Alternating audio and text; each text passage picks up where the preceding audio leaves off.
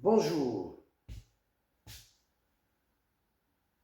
j'ai posté tout à l'heure un message, une vidéo dans ma page YouTube. Je crains qu'elle ne serait pas regardée par tous, notamment par mes abonnés de TikTok. Donc je refais un message de moins de 10 minutes. De quoi s'agit-il?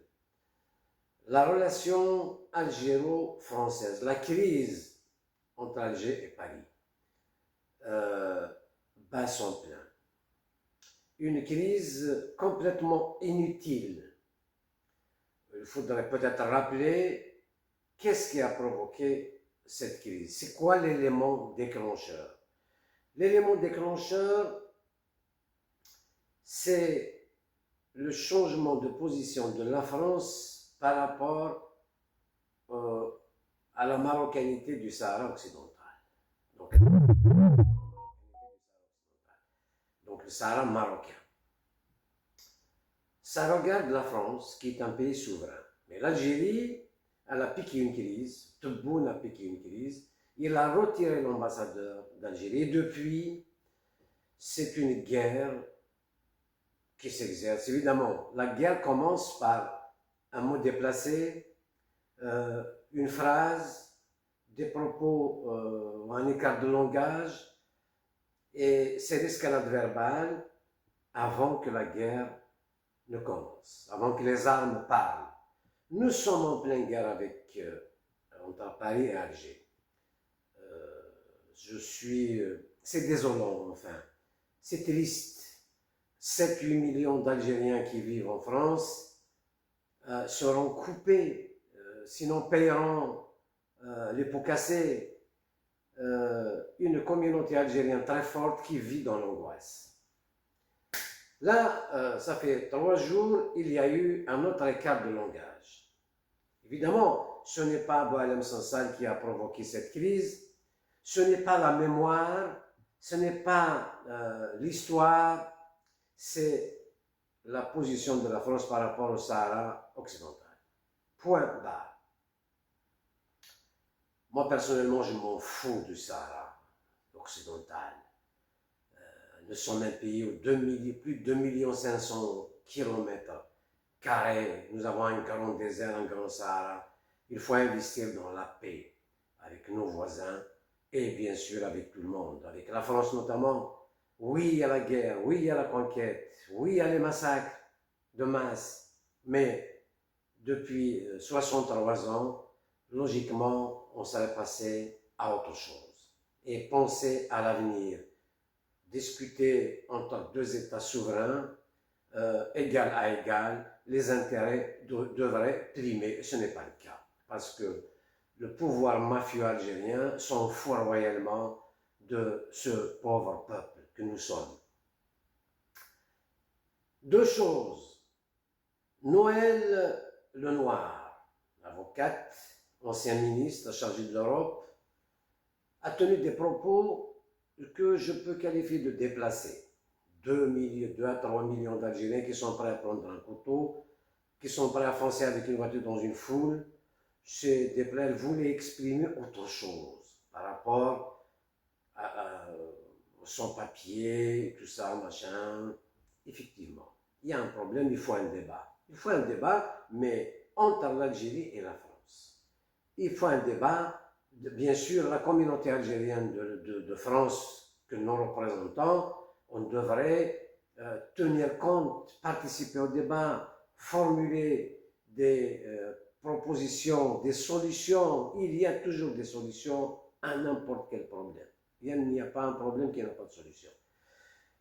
Mais je dois dire les 4 vérités. SOS Racisme qui dépose plainte. SOS Racisme est une association de gauche créée par Mitterrand. C'est une machine électorale de la gauche. Pourquoi SOS Racisme dépose plainte contre Noël? Parce que nous sommes une communauté de 7-8 millions, désorganisée, on n'a jamais organisé. Le pouvoir algérien a peur que cette communauté algérienne s'organise. Vous savez très bien que l'organisation est l'ennemi de la dictature. Donc la dictature algérienne provoque toujours des maux. Elle ne laisse pas cette communauté algérienne s'organiser. Sinon, elle a voulu l'organiser avec des voyous, avec la mosquée de Paris. C'est indigne.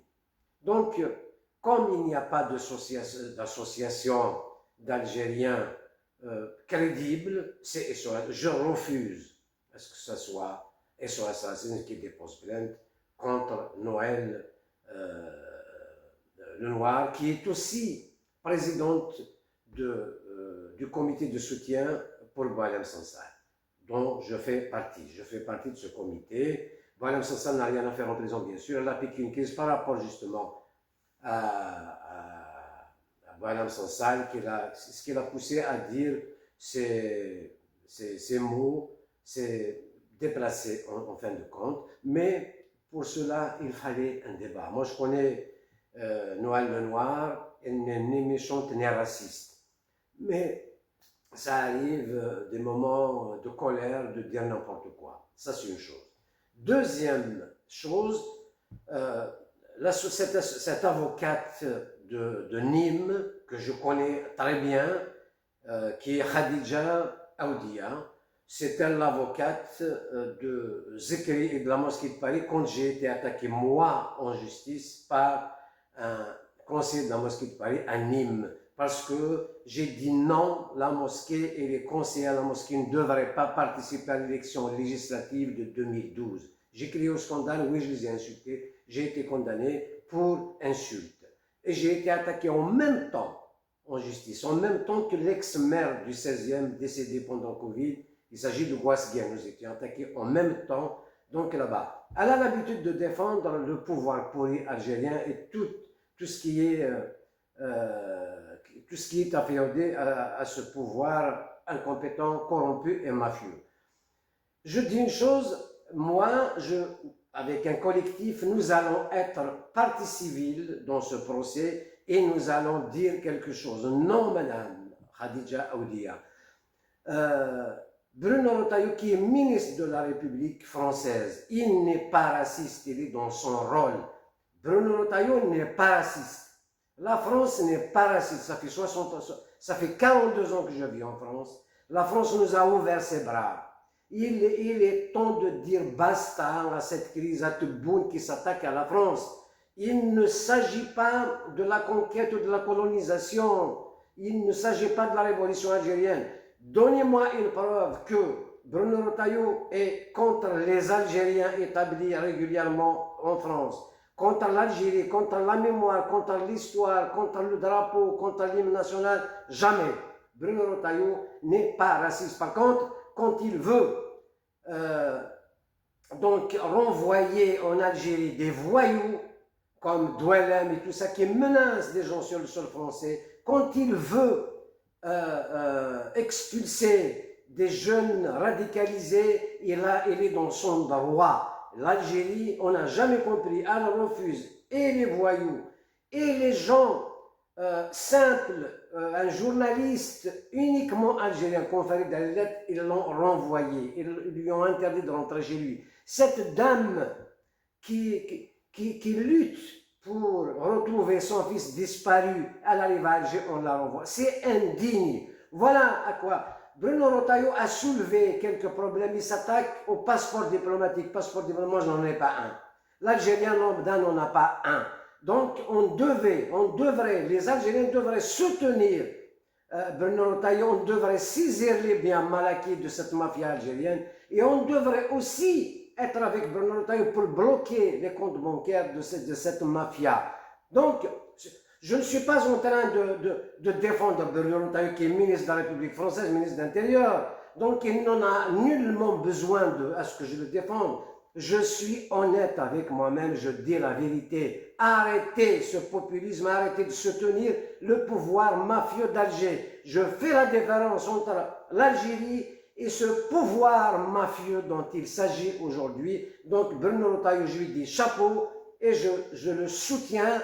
Je serai partie civile dans ce procès qu'intente donc Madame Khadija Aoudia à Nîmes. Vous allez nous trouver sur votre route. Bruno Retailleau, je lui dis chapeau.